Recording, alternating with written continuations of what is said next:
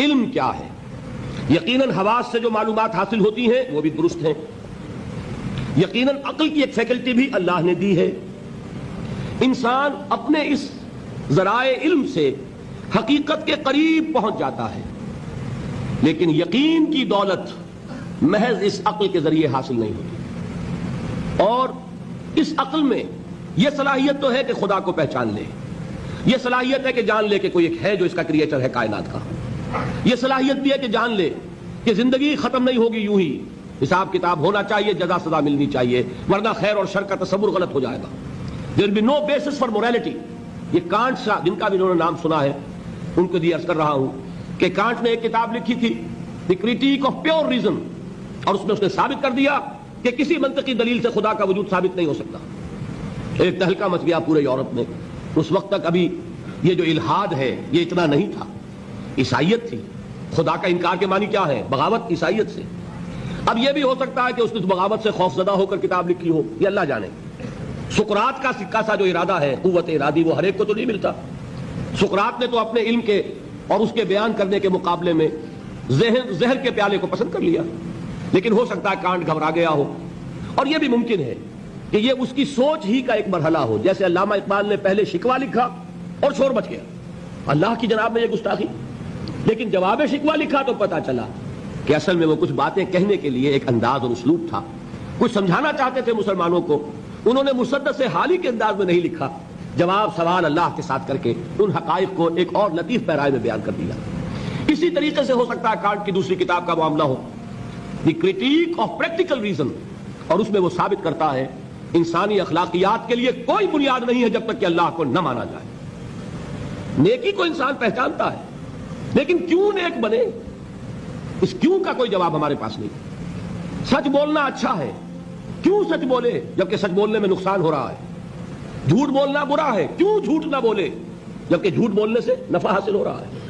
ایک بڑا عجیب شعر ہے، مجھے ایک بزرگ نے ایک دفعہ سنایا تھا، لیکن بڑا حقیقت پسندانہ شعر ہے. اے صداقت بر تو لعنت از تو رنجے یافتم، اور اے صداقت کے مقابلے میں کوئی اور لفظ تھا، اے خیانت بر تو رحمت از تو گنجے یافتم. اے خیانت تیرے اوپر خدا کی رحمتیں ہو، تیری وجہ سے مجھے خزانہ ملا ہے، اور اے صداقت تجھ پر لعنت ہو، تیری وجہ سے دوست بھی ناراض ہو گئے. سچ بولیے دوست راضی رہے گا؟ کوئی شخص سچ سن کر راضی نہیں رہتا. لوگوں کو راضی، دوستوں کو راضی رکھنے کے لیے جھوٹ بولنا پڑتا ہے. تو اے صداقت یا اے دیانت کہہ لیجئے، اے دیانت بر تو لعنت از تو رنجے یافتم، رنج ملا مجھے اور تو کچھ نہیں ملا، لوگ ناراض ہو گئے، غصہ ہو گئے. اور اے خیانت بر تو رحمت از تو گنجے یافتم، گنج ملا، خزانہ ملا. تو دنیا کی کیفیت تو یہ، پھر کیوں کوئی شخص سچ بولے، کیوں کوئی شخص جھوٹ نہ بولے، کیوں دیانت برتے، کیوں خیانت نہ کرے. اس کے لیے لاکھ آپ کوششیں کر لیں، پولیس کھڑی کر دیں، چوکیاں بنا دیں، جس کا داؤ چل جائے گا وہ خیانت کر ہی کرے گا. اس کو روکنے والی ایک شے ہے اللہ پر ایمان. یہ میں بات کس کی بیان کر رہا ہوں؟ کانٹ کی، کہ بغیر خدا کو مانے ہوئے اخلاق کے لیے کوئی بنیاد نہیں. تو یہ ہے وہ چیز جو میں آپ کو بتا رہا ہوں کہ علم انسان کا، اس کے حواس سے جو حاصل ہوتا ہے علم، سائنٹیفک علم وہی ہے. قرآن نے کبھی اس کی نفی نہیں کی. قرآن تو کہتا دیکھو، کھول آنکھ فلک دیکھ فضا دیکھ، کھول آنکھ زمین دیکھ فلک دیکھ فضا دیکھ، اور مشرق سے ابھرتے ہوئے سورج کو ذرا دیکھ. افلا ينظرون الى الابل كيف خلقت والى السماء كيف رفعت والى الجبال كيف نصبت والى الارض كيف سطحت. قرآن نے دعوت دی ہے، یہ علم بھی صحیح ہے، حقیقی ہے. پھر تعقل، تفکر، افلا تعقلون افلا تتفکرون افلا یعقلون، یہ سارا قرآن نے کہا. ان دونوں کو اپروو کرتے ہوئے، تسلیم کرتے ہوئے قرآن کہتا ہے اس کی لمٹ ہے، یہ علم تمہیں حقیقت کے دروازے تک تو پہنچا دے گا، اندر داخل نہیں کرے گا. بڑے پیارے الفاظ اقبال کے، گزر جا عقل سے آگے کہ یہ نور چراغ راہ ہے منزل نہیں ہے. اور کیا کبھی؟ عقل گو آستاں سے دور نہیں، اس کی قسمت میں پر حضور نہیں ہے، قریب لیکن حضور نہیں ہوگا.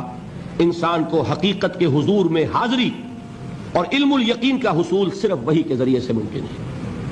اللہ نے اپنی رحمت کا اظہار فرمایا ہے، انسان کو محض عقل کے حوالے نہیں کیا، انسان کو محض حواس ظاہری کے حوالے نہیں کیا، بلکہ اس کی ان تمام صلاحیتوں کے مزید جلا کے لیے چنے ہوئے بندے، سیرت و کردار کی معراج پر فائز، جن کی صداقت اور دیانت کا لوہا ان کے دشمنوں نے تسلیم کیا، ان کو چن کر ان پر وحی نازل کی، ہدایت بھیجی، راستہ دکھایا، انہیں مامور کیا کہ چاہے گالیاں دی جائیں، چاہے پتھراؤ کیا جائے، چاہے تمہارے جسم کو لہو لہان کیا جائے، تمہیں خلق خدا کو یہ حقیقت کا پیغام پہنچانا ہے، جو پیغام پہنچانا ہے اس پر عمل کر کے دکھانا ہے، اگر ایک نظام دیا گیا ہے تو نظام کو قائم کر کے چلا کے دکھانا ہے۔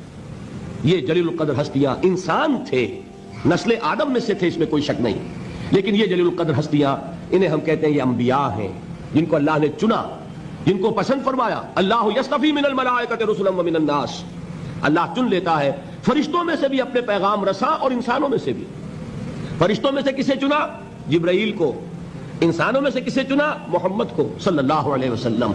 وہی اللہ سے لی جبرائیل نے، پہنچائی محمد کو صلی اللہ علیہ وسلم، وہی محمد نے لی جبرائیل سے صلی اللہ علیہ وسلم وعلیہ الصلوۃ والسلام، اور پہنچائی انسانوں کو۔ یہ دو لنکس ہیں اس نبوت اور رسالت کی، رسول ملک فرشتہ، رسول بشر نبی یا رسول۔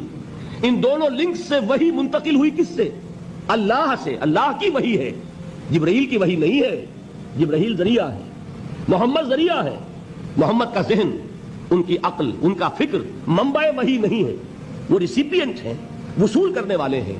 یہ اللہ کی ہدایت ہے، اللہ سے خلق تک پہنچی ہے، اولاً رسول ملک، ثانیاً رسول بشر۔ یہ ہے نبوت، یہ ہے رسالت۔ یہ نبوت اور رسالت اپنے زینت پر پہنچی، اپنے کلائمیکس کو پہنچی، اور اپنے زینت اور کلائمیکس اور نقطہ عروج کو پہنچ کر ختم ہو گئی، اور یہ نام ہے محمد الرسول اللہ صلی اللہ علیہ وسلم، خاتم الانبیاء، رحمت للعالمین، خاتم النبیین، آخر المرسلین۔ ان کو جو ہدایت دی گئی وہ ہے القرآن، الہدا، the guidance, the complete guidance, the final guidance, نوع انصارا پیام آخری حامل رحمت للعالمین۔ ان تمام چیزوں کو جمع کریں گے تو اس کا نام ہے ایمان بالرسالت۔